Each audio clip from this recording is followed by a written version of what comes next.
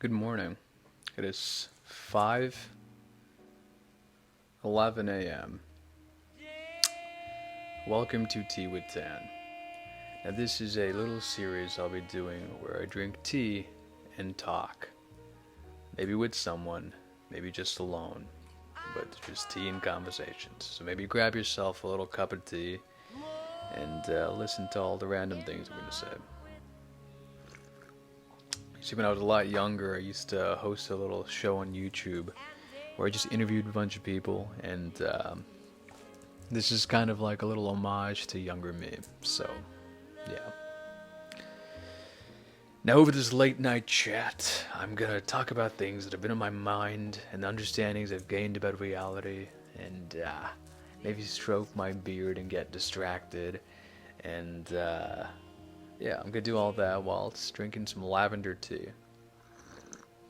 Personally, I really like lavender tea because lavender tea has like this very nice sleepy quality, and it's fucking 5:12 right now, so I want to go to bed after this. Alright, so things I want to talk about. Let's talk about the idea of divine masculine and feminine energies. Now, see, recently I saw this analogy for the relation described as a clam and a pearl, where the woman, the divine feminine, represents this beautiful, precious pearl, one the divine masculine warps around to protect. It creates a safe and advocating container for the feminine to explore her mystical, magical self. All that said, just keep in mind that, each person has their own unique expression of divinity, and it really is just from coming in alignment with self and is not really conforming to any sense of archetypical ideas of what either polarity really is or is not. In other words, it's really about releasing the things that are impeding your growth, that are not allowing your divine, unique energy from radiating through you. It's reclaiming who you are. I had a very interesting bunch of conversations this week, some that really revealed a lot about the person I am to myself. In a conversation with a rather enigmatic and cosmically obscure love of mine, I uttered some words that I don't think I've ever said before. I looked into the pixels that formed this woman's eyeballs and said, "I would claim you." Now these 4 words occupied my mind so goddamn much the days following. A part of me even felt as if I was a misogynist for having such a thought. It wasn't until I had a conversation with a lovely bird friend of mine that she made me realize that I'm not a misogynist, and yet in fact I'm a deeply romantic individual. And apparently an old-fashioned one, that too. You see, personally, I think there's something rather honorable that comes from jousting a woman's father, dominating his energy, and giving him a really rare and expensive tea set, and then telling him his daughter's a work of art and I'll be claiming her.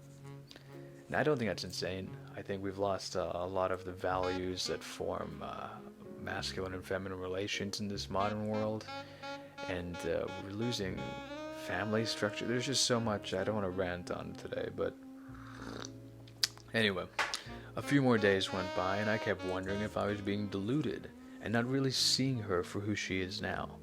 Because to be frank with you, sometimes I feel as if you don't really fall in love with who people are, but rather the infinite possibilities you see within them. As if you love this quantum variable, irrelevant of its current defined state. See, perhaps this whole claiming desire comes down to the fact that I want her to be the more dominant energy in her life, and thus I would guide her through the highest alignment that I would see fit. Which, again, may or may not be what she does. This is all very new to me. I've been deeply analyzing it, trying to gauge an understanding on why this thought occurred in the first place. See, out of all the loves I've had, this is by far the most impractical and ethereal one, both in physical distance and the means of interaction. I'm trapped in a bracelet. Look at that. My headphone cord got trapped in my bracelet while I say that. That's funny.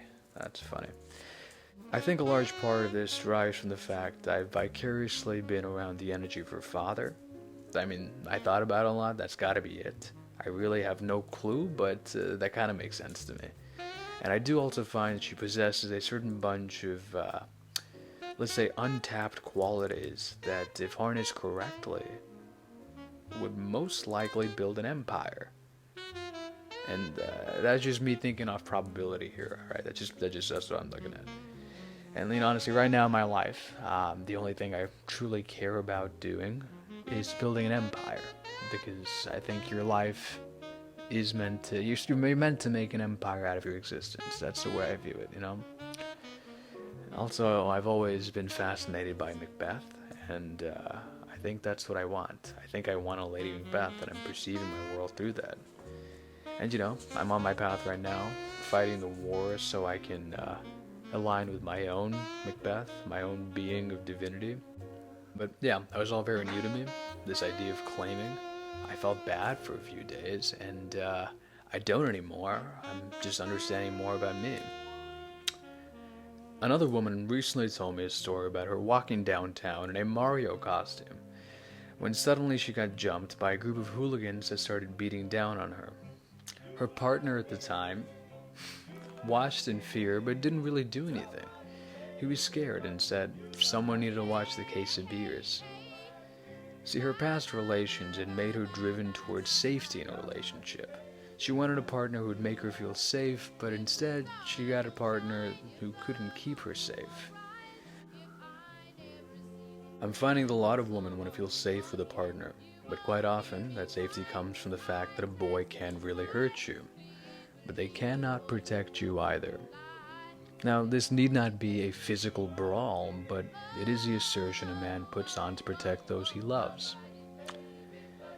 Yeah, I don't know, I've had so many thoughts about just manhood and the age we live in right now, where we are kind of losing the values it took to make a man, and it's scaring me. It's a very scary time. That's pretty much it for today. Thank you for watching. Go take a listen to my playlist. The one I put in the background of this video is called Old Fashioned Romantic. Yeah, because I guess I'm an old-fashioned romantic. Huh. New information for me. I'm gonna be frank with you. This just feels new to digest in my realm. Yeah, take a listen to it. It's some beautiful vocal jazz. And maybe it would be a good break from the screamo rap music that has abominated our society today. Okay, take care. Bye-bye.